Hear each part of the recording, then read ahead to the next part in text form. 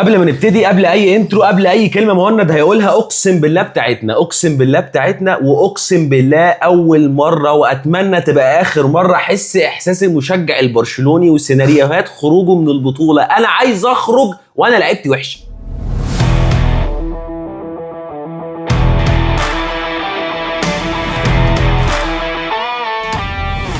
اهلا بيكم في سبوتايه مدديه بعد ماتش البايرن. يعني تجيب شلل عشم وبعد كده تاخد على وشك. انا مش عارف بتستحملوها ازاي دي، والله بتستحملوها ازاي. انا هقطع شرايين انا واللي جنبي. عامل ايه؟ ونعمل لايف رياكشن وبهواناها. اللايف رياكشن حلو قوي والله يا جماعه، والله كان حلو الماتش. حلو الماتش على فكره، اللي مداني الماتش حلو. انت لعبت حلو، انت لعبت حلو، الماتش حلو. اللايف رياكشن ده كان هيبقى تاريخي لو كنت كسبت. هو ستيل كويس وستيل جميل وستيل انا مع بلا هدف. عارف انت هيقول لك احتفالات بلا هدف. لا خالص والله العظيم. في لحظات حلوه جدا، حتى لو انت خسرت وحتى لو انت خرجت من البطوله، بس في لحظات عدت عليك انت هتفتكرها كمشجع، ومتاكد ان واحد من الناس الجميله اللي فوق راسنا، اللي لسه لحد دلوقتي بيتفرجوا علينا وما نزلوش عملوا سبسكرايب واشتراك، اللي هي نفس الجمله بس هم اليوتيوبرز بيقولوا كده يعني، وما عملوش لايك. معلش يعني حاول تهون علينا. بحب قوي فعل زر الجرس بجد. اكيد انا متاكد ان انت عشت نفس الاجواء دي معانا يعني، عشان كده انا مع ان احنا ننزل اللايف رياكشن ده، لانه فعلا كان فيه لحظات من قلب كل مشجع حقيقي يعني. طبعا الناس هي اللي تقرر ننزل اللايف رياكشن ده ولا لا. يعني ممكن تقول لنا رايكم. برشلونه كل جماهير برشلونه كلهم عايزين طبعا اقول لك نزلوا. يعني بجد ممكن تقول لنا رايكم تحت كده، حابين تشوفوا يعني. انا نفسي ساعات ما بحسش ان انا عايز اشوف لحظات اللي هي وانت خسران دي. انا مش فاكر اصلا عملت ايه بعد الثالث والرابع، بس في لحظات حلوه. عشان كده انا بجد يعني انا الصراحه نفسي ان هو ينزل. خلي نشوف راي الناس يعني، دي حاجه برضو هتبقى مهمه. بس خلينا نتكلم في الماتش تدريجيا عشان ما نطولش. انا عايزك سؤال بسرعه. اتفضل. تستاهل الخروج ده؟ انت اي حاجه في الدنيا كنت هتعملها النهارده كنت تستاهل الخروج برضه. صح. تستاهل الخروج دي سؤال اجابته دايما بتبقى مش ادائك في الماتش، دايما بيبقى مستواك بشكل عام، مجمل الموسم كله في كل البطولات. ويا سيدي حتى لو في البطوله دي بالتحديد، فانت ماتش الذهاب برضو تستاهل بسبب الخروج مهما عملت في ماتش الاياب يعني. لا انا عندي مشكله، هو مش مجمل الموسم كله، كمان على مواسم كتير كنا وحشين وخدنا تشامبيونز ليج، بس كان عندك فرقه ممكن ما تكونش بتأدي في نفس الدور وبنفس القوه في الدوري الاسباني. كنت بتطلع ثالث على فكره، بطولات كتير خدت تشامبيونز ليج فيها وانت طالع ثاني وثالث. ماشي، بس لو كنت خرجت في بس اي بطوله عندك فرقه، لو كنت خرجت في اي بطوله من دول وسالت نفسك نفس السؤال تستاهل الخروج، كنت هتقول مظبوط، عشان كنت وحش في باقي البطولات وكنت وحش في باقي الموسم. بس عموما هي الفكره كلها في السيناريو يا جماعه. احنا اول مره نحس نفس السيناريو ده، ان انت كنت قريب وان انت كنت حاسس خلاص ان انت احسن في فترات طويله، وان انت متعادل ورجعت وعملت الريمونتادا من 2012 على فكره، من قدام بايرن، ورحت السيناريو ده ما حسيتوش من قدام بايرن. ورحت اللي ضيعته مش الجول اللي انت ضيعته او الجول اللي انت ضيعتها والفرص اللي انت ضيعتها دي فرص تعادل، لا دي فرص المكسب. يعني انت كنت خلاص اتعادلت. وراهنك لو كان جه جول الرابع، انت كنت خلاص، انت كنت هتقفل ومش هيخش في حاجه. بس عشان ما نسبقش الاحداث خلينا نمشي. شوف لي خلينا نتكلم كده بسرعه. لا مش بشكل بسرعه، نتكلم خطوه نبتدي الماتش من اوله. لا انا عشان بسرعه، عشان الماتش من اوله. في الشوط الاول تشكيله، عندك تشكيله كان فيها اي اعتراض؟ انا كنت انا لحد دلوقتي كسبنا او خسرنا، انا ما كنت شايف اي لازمه لبدايه ابراهيم دياز. وحتى استغربت لما كنا ماشيين وقلت لي ده ابراهيم دياز اللي يبتدي، قلت لك ازاي مش تياجو بيتاريتش؟ ماشي، انا معاك في فكره ان انت ممكن تبدا بتياجو بيتاريتش مكان ابراهيم. انا اي حاجه بالنسبه لي، والناس كيكا يعني الناس اللي بتتفرج عليا عارفه الموضوع ده، هم تقريبا مقتنعين ان انا مش خسرانه مع ابراهيم دياز، مش عارف ليه. ماشي، ابراهيم دياز كان في ماتشات كتير كويس، بس ابراهيم دياز النهارده من على الدكه بيبقى كويس، مش عشان هو عمل ماتش وحش. عشان يا جماعه دي حاجه والله، ده مش عيب ان انسان يعترف بامكانياته. الماتش كبير عليه. هتقول لي يعني هو كبير عليه ومش كبير على تياجو بيتاريتش؟ طب ما تياجو بيتاريتش عيل صغير. ده كان ممكن السبب الوحيد اللي اقول لك ان انا ممكن اتفق مع اي حد ممكن يقول ان تياجو بيتاريتش ما يبداش. تياجو بيتاريتش موهبه بسم الله ما شاء الله عليها، بس انت فعلا لو فضلت تاخده وترميه كده في وسط حاجات برضه هي اكبر منه، مره مع مره الغلطات دي مش هتتدارى. يعني هو غلط قدام السيتي، كورتوا دراها، غلط قدام بايرن وجنابري دراها بفشلوا وتضييعوا للفرصه. الثالثه مش هتتدارى. ماشي، بس ده الثالثه هيجيبوا لك الغلطات اللي فاتت. حصل، بس ده ولد صغير لازم يغلط ولازم يتعلم ولازم يلعب، مش يغلط على حساب ان هو على حساب الفرقه.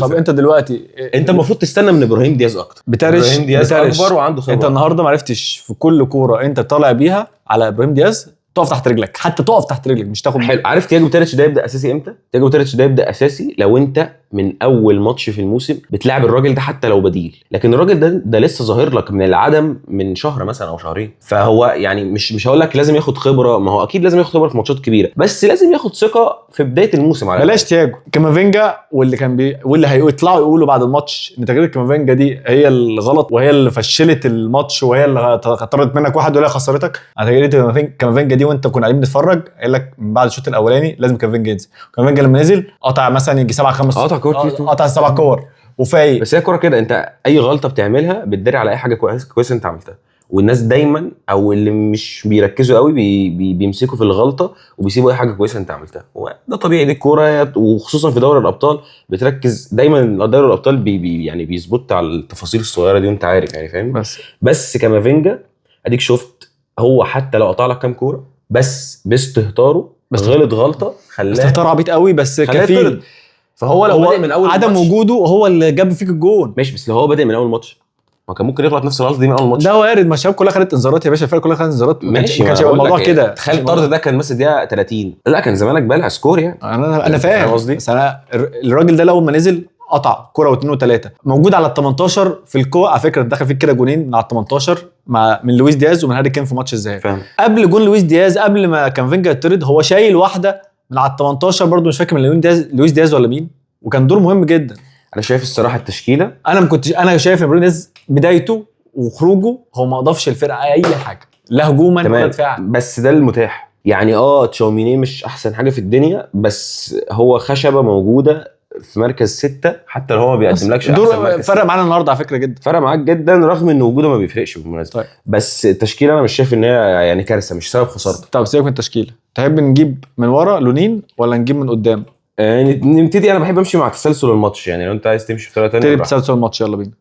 دقيقه 1 دي اكبر غلطه في الدنيا، مش الجول طبعا، غلطه لونين دي احلى غلطه في الدنيا. الجول انت جبته خلاص، غلطه نوير احلى غلطه في الدنيا.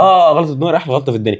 اكبر غلطه في الدنيا، لا اكبر غلطه في الدنيا انت ما عرفتش تحافظ على الجول. يعني انت ما عرفت غلطه لونين في الجول الاول، انت ما عرفتش تحافظ على الجول لمده 5 دقائق. حتى انت لو حافظت على الجول بس امتصيت غضب البايرن شويه. انا اول مره اشوف البايرن بيلعب بكرات ثابته بالمنظر ده بالشراسه دي. انا مش شايف الصراحه ان هم بيعملوا كرات ثابته حلوه يا راجل والله العظيم. ده كل كوره كرات ثابته ولا كورنر تعديك على قلبك. انت اللي وحش في الكرات الثابته، مش هم اللي حلوين في الكرات الثابته. اكبر دليل على كده ان في كورتين اترفعوا، واحده من هاري كين من على اليمين وواحده من لويس دياز تقريبا لو افتكر يعني، او كيميتش من على الشمال، الاثنين اترفعوا على دماغ اوميكانو ووصلوا لاوميكانو ومحدش اعترض اوميكانو وحطهم بره. فهم مش حلوين في الضربات الثابته. هم لو حلوين في الضربات الثابته لو عندهم مدافع بيعرف يلعب بدماغه حلو، يعني ده لو فان دايك كان شمع الاثنين. فان دايك بيلعب بدماغه حلو جدا بغض النظر عن مستواه اللي هو مش احسن حاجه دلوقتي، بس بيلعب بدماغه حلو. هو ازاي بقى عندك ميليتاو وجابرييل وشويه عيال طويله ومعاهم بيبقى شاوميني وساعات بيبقى معاهم بلينجهام في تشكيله واحده 4 طوال جدا مع حارس، وازاي الكوره بتخلع كده؟ انت عندك بقى لها سنتين يا معلم. انت باين قوي ان انت عندك مشكله في الضربات الثابته، باين جدا من سنتين والله. طبعا الجول اللي من الكورنر انا يعني الكوره حرفيا واصله لل3 ياردة مش 6 ياردة، وعلى فكره 3 ياردة ما حدش يعترض الكوره، فهو حاشم من مدافعينك وحاشم من الحارس بتاعك. انا بس عايز اقول الحارس بتاعك بيترايع على الكوره يا جماعه من قبل ما تتشاط. ده ما شفتش حارس في الدوري المصري بيعمل الكلام ده. ما فيش حد دلوقتي، مفيش حارس دلوقتي ما بيتمرنوش عليها يا باشا. بيتوقع وده بسبب ان المدرب بتاع الكرات الثابته اللي انت جبته مع الونسو انت مشيته. بعد كده نفتح في حاجه ثانيه. نفتح ما انت مش انت قلت ان نتيجه الموسم كله بتوصلك اللي انت فيه دلوقتي. انا كده ماشي حلو نفتح دي، ممكن نبقى نعمل لها فيديو لوحدها، ممكن نعمل لها حلقه لوحدها بقى نفتح في الموسم كله بعد ما الموسم يخلص اللي هو خلص تقريبا يعني. خلص هنتفرج بقى كده ايه زي العطليه صفري بالظبط، زي العطليه بالظبط كده. فممكن نبقى في اي وقت يعني، بس احنا بنتكلم دلوقتي على الماتش نفسه مش على حاجه فاتت. لا انا شايل لونين الصراحه الجول الاول، وانا شايله الثالث. انا بكلمك لحد دلوقتي يعني لحد دلوقتي الجول الاول انا شايله لونين. كده انت كده 1-1. الفاول ده مجهود طبعا. انت مالك المجهودات الفرديه دي حاجه ما حدش كان يتوقعها. انا ما كنتش متوقعها بصراحه، يعني كنت متوقع اصلا ان ارنولد يخش يشوط. ايا كان الاثنين بيعرفوا يشوطوا، بس طبعا اردا جولر بقاله كتير هو ما جابش ده اول فاول يجي مع مدريد. خلينا متفقين هي لو عدت الفاول يعني انا طبعا بعشق اردا جولر، بس لو عدت الفاول فهي هديه من نوير يعني بنسبه. لا هو نوير بيتمنظر حتى في الصده اللي صدها من مبابي، عايز يعمل الحته بتاعت كريستيانو دي وبتاع، تحس ان هو خالك مبستيني ويلبس قميص ونضاره وينزل يتمنظر قدام كليه بنات بجد او ثانويه عامه والكلام ده، هو نفس الاوبشن ده كده، وقعد يتمنظر في الصده بتاعت امبابي دي. لو متشاط في اي زاويه، هو الحركه العبيطه اللي هو بيعملها دي كان زمان دخلت فيه. كان وبتاعت بتخش اردا فيها. جولير دي، هو لو نط، لو عمل التراي الطبيعي، لو طار التراي الطبيعي بتاع مش راح واقف. التراي الطبيعي بتاع نوير كان صدها. حصل. هو مسكها بايده ودخل بيها زي العبيط، ودخل جوه وقعد يعمل لي فيها مرجع. جوه وبتاع. وحاش منك، انت جبت الجول ما حافظتش تاني. باص اتلعب في وسط دفاعك بمنتهى السذاجه من وميكانو ده يعني انا متاكد ان انا بباصي احسن منه. الباص اتلعب بمنتهى السذاجه، وهاري كين حط فيك نفس الجول، استلم وحضن، هو تريلا اصلا حضن بظهره بالثابته وشويه انا ما بطيقهوش يعني. هو مهاجم قوي جدا، بس انا مقتنع 1000% ان لو في مدافع قوي بدنيا شويه وعنده مش ذكي، عنده نسبه من الذكاء، هيحجم هاري كين ده. هنختلف مع بعض في دي يا صاحبي. انا هاري كين ده كنت بشوفه البديل الامثل لكريم بنزيما في ريال مدريد. لا يعني فاهم، هعيط بدل الدموع دم. هو مهاجم عشان ما نخشش بس. انت شفت النهارده هو هاري كين عمل يا ابني في الملعب. هاري كين النهارده في الملعب كله. هاري كين النهارده واحد بعد اردا جولير تاني احسن لاعب في الملعب كله في الفرقتين. انا مش مختلف ان هو كويس، انا مش بقول لك ان هو وحش، انا بقول لك انا ما بحبش طريقه لعبه دي حاجه شخصيه. دي حاجه شخصيه بالظبط. لكن هو عشان بس ما حدش يفهم غلط يعني. مفيد جدا ومهاجم لعيب جدا والنهارده وقلبه على الفرقه وفعال 1000% عن امبابي. يعني ده نمره 9، مهاجم نمره 9 فات فريقه واهل فريقه عن امبابي المستهتر اللي ما بيرجعش يدافع. يا راجل هاري كين ده كان في كور اقسم بالله 6 ياردة. قلت لك هو ايه اللي مرجعه هنا يا عم بلاش في ال 18 على الاقل، واقف على خط ال 18 بتاع البايرن وبيدافع وبيقطع الكوره وبيحجز عليها وما بيطفش. يعني مش بيقطع الكوره ويطفش مثلا وانا واللي هو اسمي مهاجم وقطعت الكوره وعملت اللي عليا وبتاع، لا ده بيقطع الكوره وبيحجز عليها وبيطفش وخلاص، لحد بيفضل واقف على الكوره لحد ما يبصيها لحد من زمايله ويخرج بالكوره عادي، مش هيقطع الكوره ويديها لك تاني يعني فاهم. الشوط الثاني انت دخلت اخيرا الجمله الوحيده اتعملت صح ما بين فينيسيوس ومبابي جابت جول. هو ده الفري ترايل، والله ده الفري ترايل بتاع كل ماتش كيليان امبابي وفينيسيوس جونيور. اللي هو انت بتشجع ريال مدريد يلا تعالى انت عندك فينيسيوس جونيور ب 600 مليار وكيليان امبابي ب 700 مليار، اشهر واجمد لعيبه في الكوكب الارضي. حلو. انت عايز تستخدمهم على طول، هو معاك جملتين في الماتش. هي هجمه هي زي الماتش اللي فات. ماتش الذهاب كانت هجمه برضه صداعت. تعالى اهو احط لك طبق ده فيه هجمه، هنلعب مع بعض 1 2 اكننا نيمار وميسي، هنعدي من اجدع خط دفاع والاتنين بنعرف نباصي وبنعرف نتحرك، التايمينج مظبوط، الفينيشنج مظبوط، هجمه واحده هتتعشم في اكتر من كده ادفع مفيش. انت قاعد بتتفرج بقى، احنا نهزر، انت عايز نرجع ندافع ونعمل لك نفس الهجمه دي تاني و1 2 بقى ونبقى بنزيما وكريستيانو، نبقى جاريث بيل وكريستيانو رونالدو. مفيش حبيبي، احنا عملنا هجمه ليه؟ بس احنا كنا بنخسر، نسترجل بقى شويه على بعض كده 5 دقايق.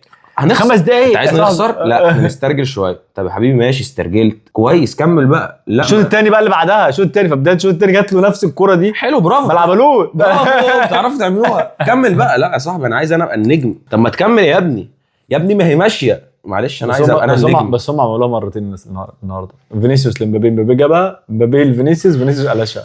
فهم عملوها مرتين.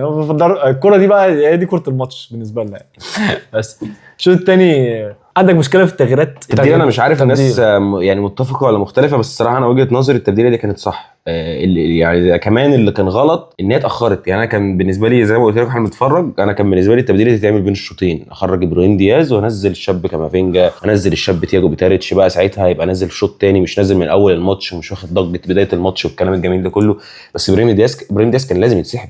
ابراهيم دياز كنت بتقطع الكوره بتتقطع عليك، ترد عليك على طول بعد اول ما تجيله. انت بتقطع الكوره بتديها لاي لاعب، بيديها لابراهيم دياز، كوره وقفت قطعت منه ورجعت للبايرن تاني. حتى لو مش ترتد عليك بهجمه يعني، بس على الاقل هتتقطع منه وهياخدوا الكوره، البايرن هياخدوا الكوره يبتدوا يبنوا الهجمه من الاول. فهو كان فعلا من الدقيقه 70 بقى انت بتدافع، من الدقيقه 70 لحد الدقيقه 89 او من الدقيقه 88 لحد الطرد بالظبط انت بتدافع بس. لا مفيش، انت بتدافع وحتى ما بتطلعش، انت مش اتلتيكو يعني، انت اقل من اتلتيكو. احنا بنسف على سيميوني. لا اتلتيكو عندها الكوره والله عننا، والله اتلتيكو فرقه كوره عننا. يعني اتلتيكو لو قطع 10 كور بيطفش 6 ويطلع ب4 3 4 ممكن يجيب منهم جولين، 3 4 مرتدات. يا عم مش هجيب منهم ولا واحده، بس بيطلع 3 4 مرتدات. لكن انت قطعت ال10 طفشت 9، طلعت بواحده بس. فينيسيوس جونيور رقص واتقطعت منه مثلا يعني، او كيليان امبابي رقص واتقطعت منه.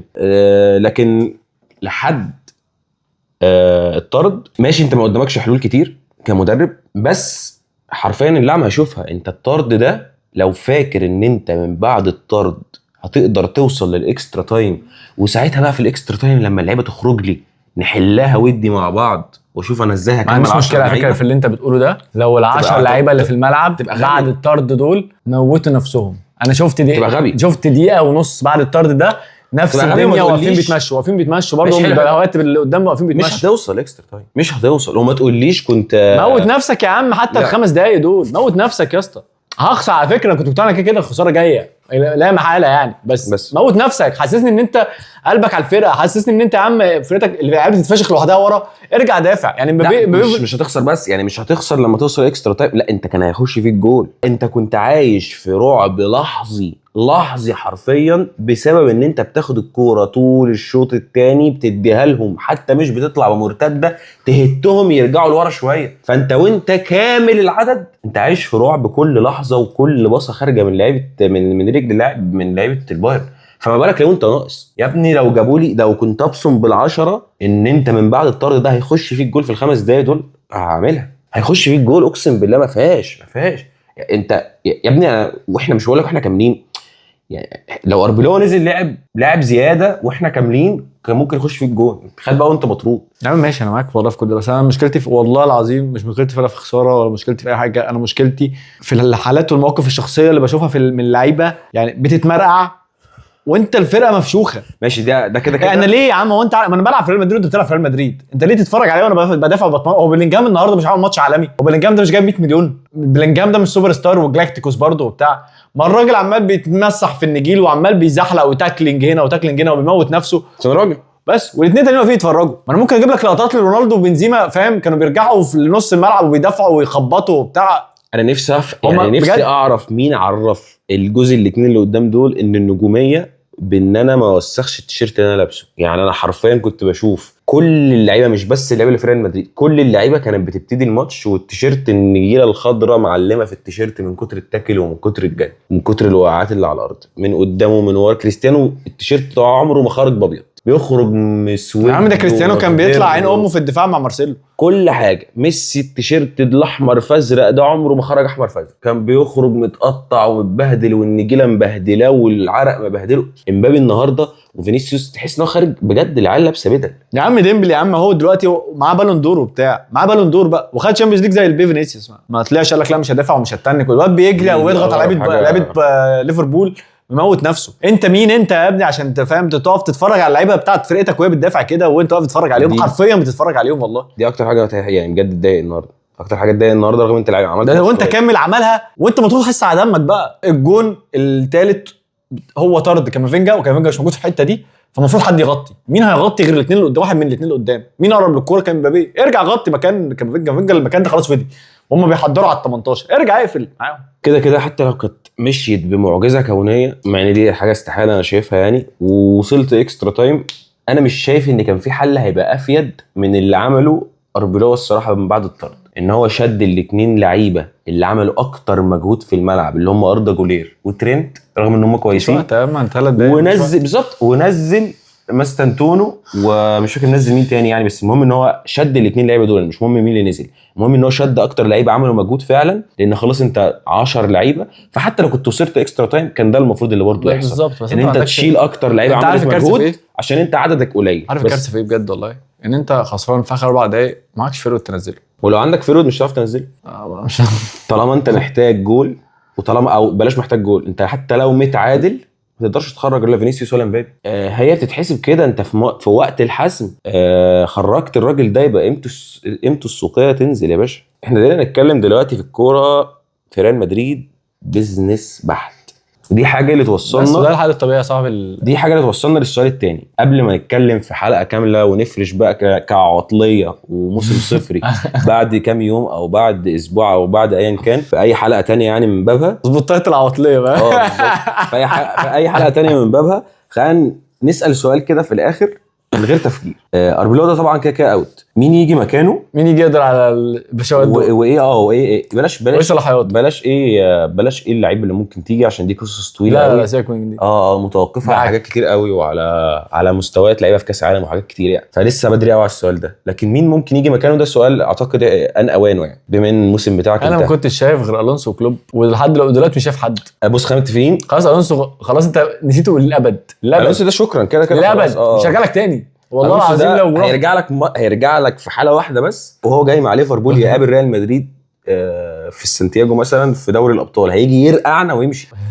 يعني عشان تبقى فاهم يعني، حضر نفسك لو انت مشجع ليفربولي السنه الجايه وانت مدربك تشابي الونسو. شفت كتير السنه دي مع ارني سلوت، ربنا يعينك. من السنه الجايه مش محتاج بجد، مش محتاج وقت. من السنه الجايه لو القرعه وقعت ليفربول مع ريال مدريد ما تتفرجش على الماتش، هيمسكنا كنا علقه. مفيش حد انا مش شايف حد اصلا ينفع في كلوب. مش هيجي كلوب، ده النسخه المطوره من تشابي الونسو، فهو شاف تشابي الونسو حصل فيه ايه، فيبقى غبي لو جه تاكد ان يا اما بيريز مشي مورينيو، يا اما بيريز اتعلم من غلطه. والحالتين انا ما توقعتهم. بس انا حاسس ان بيريز اخره سنتين، السنه دي والسنه الجايه اللي هي فعلا نهايه القصه بتاعته، نهايه اخره في ريال مدريد ولا اخره في الحياه؟ الدنيا يا رب في الدنيا، بس لا في ريال مدريد. المره دي مش مطول، المره دي السنه الجايه هتعدي. خلينا نوحد السؤال بس عشان الوقت. كمدرب مين يجي دلوقتي؟ انا مش دلوقتي هتقولي دلوقتي حالا دلوقتي حالا من قبل ما الموسم يخلص. دلوقتي حالا مورينيو قال لك مش هاجي. مورينيو قال لك صريحه مش هاجي. مورينيو يا كنت يا صاحبي، مش ما قالش مش هاجي يعني، بس قال ما حدش كلمني يعني. مورينيو يا كنت، بس انا مش شايف حد بروفايل اصلا. انت محتاج مدرب دكر على الاداره، دكر على اللعيبه، دكر على اي حد. مفيش حد في الماركت خالص غير الاثنين دول. انا الصراحه مش شايف الفريق ده هيتعدل غير لو كلوب جه او ناس مشيت كده. ده ما انا بقول لك مش هنتكلم في قصه اللعيبه، انا بكلمك على مدرب دلوقتي. طب انت تتوقع حد من الكبار يمشي السنه دي؟ حد من الكبار؟ لا فينيسيوس ولا مبابي ولا تشاوميني ولا فالفيردي ولا تشاوميني ولا كامافينجا. لا كامافينجا ممكن. كامافينجا ده مش كبير يعني. تشاوميني كبير يعني. يعني انت بتتكلم على اللعيبه اللي واخده حصانه من بريز. تبقى كارثه والله لو تشاوميني ده واخد حصانه من بريز. ايوه والله العظيم. هو اللعيبه اللي بريز جايبها بارقام كبيره وبينافس على قيمتهم السوقيه، ومش هينفع يقلل من الماركت فاليو بتاعهم والكلام ده كله. ودي حاجه معروفه. كورتوا، تشاوميني، امبابي، فينيسيوس، فالفيردي، مفيش حد من الناس ده هيمشي. طب يبقى بالك من دلوقتي يا صاحبي، فينيسيوس السنه الجايه هنقعد نفس القعده دي. حل ريال مدريد الوحيد. ايه بقى مدرب يجي من السماء. حل ريال مدريد الوحيد. الناس اللي لو ما شافتش الحلقه اللي فاتت اما كان عصفور معانا يعني كان منورنا، ممكن ترجعوا تشوفوها عادي. انا شايف ان حل ريال مدريد الوحيد، عشان مش هنرجع في الزمن بقى ونقول يا ريت اللي جرى مكانه ونعيط على القديم والكلام الحزين ده، ومش هترجع تشابي الونسو يعني. ان انت تجيب تشابي الونسو تاني. هتجيب تشابي الونسو تاني ازاي؟ ما ينفعش. يبقى يورجن كلوب ده اكنك جبت تشابي الونسو تاني بس نسخه معدله. فتتكرر. انت خلاص اتعلمت من غلطك. انت كان قدامك اختيارين، يا تصبر على تشابي الونسو يا تمشي تشابي الونسو. اخترت تمشي تشابي الونسو، اكتشفت انك غبي. كل الناس بتغلط، احنا بني ادمين. خلاص طالما عرفت انك غبي، معاك اوبشن انك ترجع بالزمن؟ لا، بس معاك اوبشن ان انت تعمل اللي انت ما عرفتش تعمله. ايه هو اللي ما عرفتش تعمله؟ انك كنت تصبر على تشابي الونسو. هو يورجن كلوب ونسخه معدله من تشابي الونسو، بس تجيبه بقى تديله صلاحيات وتصبر عليه وتخرج بموسم صفري بمزاجك يا مغفل. السنه الجايه عادي. احسن ما تخرج بموسم صفري غصب عنك وتمشي وتجيب حد مؤقت ويطبطب ويدلع. والطبطبه والتدليع والله العظيم ما هتجيب لك بطولات كبيره. ولو جابت لك بطولات كبيره مش هتعمل لك نادي، ولا هتعمل لك فريق كوره، ولا هتعمل لك منظومه، ولا هتعمل لك حاجه. هات مدرب عنده فكر زي تشابي الونسو، زي يورجن كلوب، اصبر عليه، خليه يخسر ماتشات كبيره زي ال5 اللي حضرتك خدتها من اتلتيكو، وخليه يخسر من برشلونه، وخليه يخسر دوري ابطال، وخليه يخسر دوري عادي جدا، بس وهو ماشي صح. وهو بيتعلم وبيعلم العيال اللي معاه فكره. اللي يفهم فيهم يكمل، واللي ما يفهمش يترمي. يا يتعلم ويكمل وينزل من على الدكه ويعافر زي الرجال عشان يلعب اساسي، يا يغور في داهيه ويجي خشبه مكانه يعمل نفس التكتيك اللي في الملعب، نفس ما جوارديولا بيعمل، ونفس ما لويس انريكي بيعمل، ونفس ما يورجن كلوب كان بيعمل في ليفربول، ونفس ما تشابي الونسو كان عايز يعمل يا غبي وانت مشيته واخترت الحل الاسهل. اتعلم من غلطك عشان تبقى فريق كوره. انا مش هكمل تاني خلاص كده. اخر هقفل الحلقه كده. تصبحوا على خير.